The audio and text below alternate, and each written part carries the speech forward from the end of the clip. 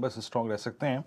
राजेश अग्रवाल जी, और मुझे याद है अगर आप जुलाई अगस्त सितंबर के 3 महीनों को देखते हैं, उस दौरान एबीबी की प्राइस परफॉर्मेंस गजब रही। सेकंड पायदान पे रहा था सिमंस, उस वक्त भी सिमंस वर्सेस एलएनटी और एबीबी वर्सेस एलएनटी में सिमंस और एबीबी कहीं आगे थे। एक बहुत बड़ा प्राइस डिफरेंशियल था इन तीनों की प्राइस परफॉर्मेंस में।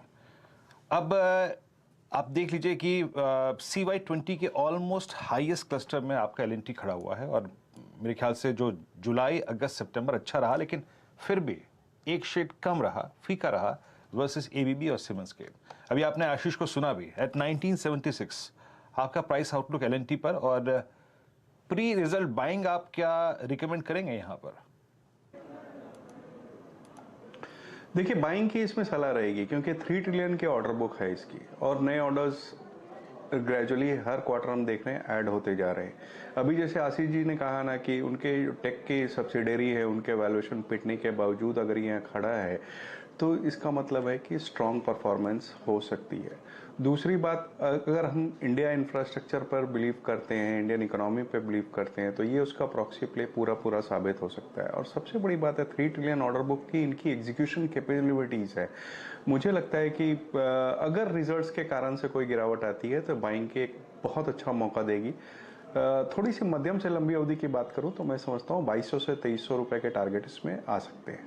ओके, चलिए एक बार ज़रा निफ्टी पर नज़र डालते हैं। जो लोअर लेवल से अब डिसेंट रिकवरी निफ्टी में आ रही है इस समय, और करीब करीब निफ्टी 33 पॉइंट ऊपर है। याद रखिए, जब हमने शो शुरुआत किया था तो निफ्टी रेड में था, और अब उसमें थोड़ी बहुत आप तेज़ी देख रहे हैं, और उसका कारण एक्चुअली है सारे के सारे आईटी स्टॉक्स नीचे के लेवल से थोड़ी सी रिकवरी। आप विप्रो तो एक्चुअली ग्रीन में आ चुका है, और विप्रो के अलावा एक इन्फोसिस का इंट्राडे चार्ट देख लेते हैं, वो भी हल्का सा ग्रीन में आ रहा है। मारुति तो खैर फ्रेश 52 वीक हाई मारुति पे, बाय द वे हर्षता आ गया है। अभी जो हम बात कर रहे थे, एक हल्की से डिक्लाइन आई, लेकिन उसमें ज़बरदस्त बाइंग, और एक बार जरा मारुति वापस लेकर आइए, टिक बाय टिक भी ले आइए।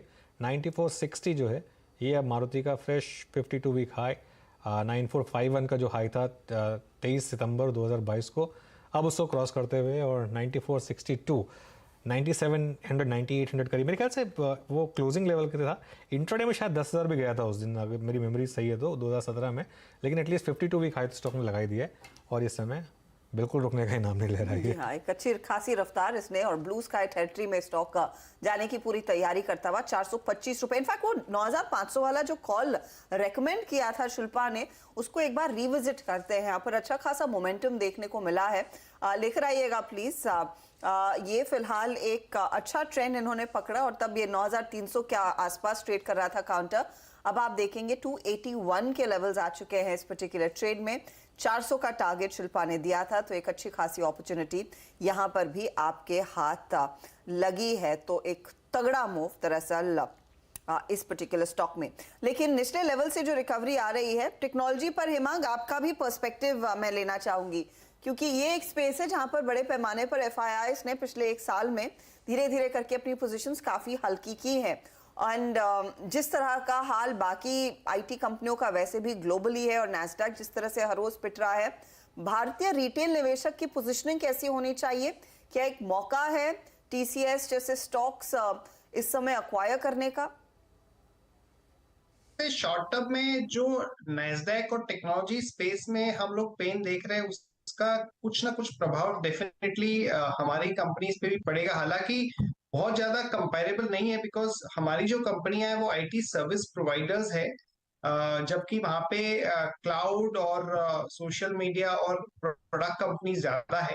पर मुझे लगता है कि अगर सेल ऑफ है तो डेफिनेटली कहीं ना कहीं इंपैक्ट आएगी। मुझे वैल्यूएशन से थोड़ी सी अट्रैक्टिव लग रही है प्रपोजिशन, पर्टिकुलरली इन्फोसिस या एचसीएल टेक, जिन्होंने काफी अच्छे नतीजे दिए हैं, और गाइडेंस भी जहां पे अपग्रेड हुई है वहां पे मुझे अट्रैक्टिव लग रहा है। तो थोड़ा सा अगर मीडियम टर्म या लॉन्ग टर्म का व्यू है तो डेफिनेटली ये लेना चाहिए। शॉर्ट टर्म में शायद वो अंडर परफॉर्म कर सकता है। अपॉर्चुनिटी क्लियरली इन स्टॉक्स में मीडियम टू लॉन्ग टर्म निवेशकों के लिए है। हेमांग, शुक्रिया हमारे लिए समय निकालने के लिए और अपनी राय देने के लिए। जाते जाते एक बार मारुति का स्टॉक का स्क्रीन पर लेकर आते हैं, क्योंकि सिर्फ 9 पॉइंट दूर है वो 9,500 के जादुई आंकड़े से। देखिए 94, 95 हो चुका, 5% का गेन। और मुझे याद नहीं लास्ट इस तरह का मूव मारुति ने कब दिखाया होगा। अस्टाउंडिंग परफॉर्मेंस देखने को मिला है आज नंबर्स के बाद। और ऐसा नहीं कि स्टॉक वीक था,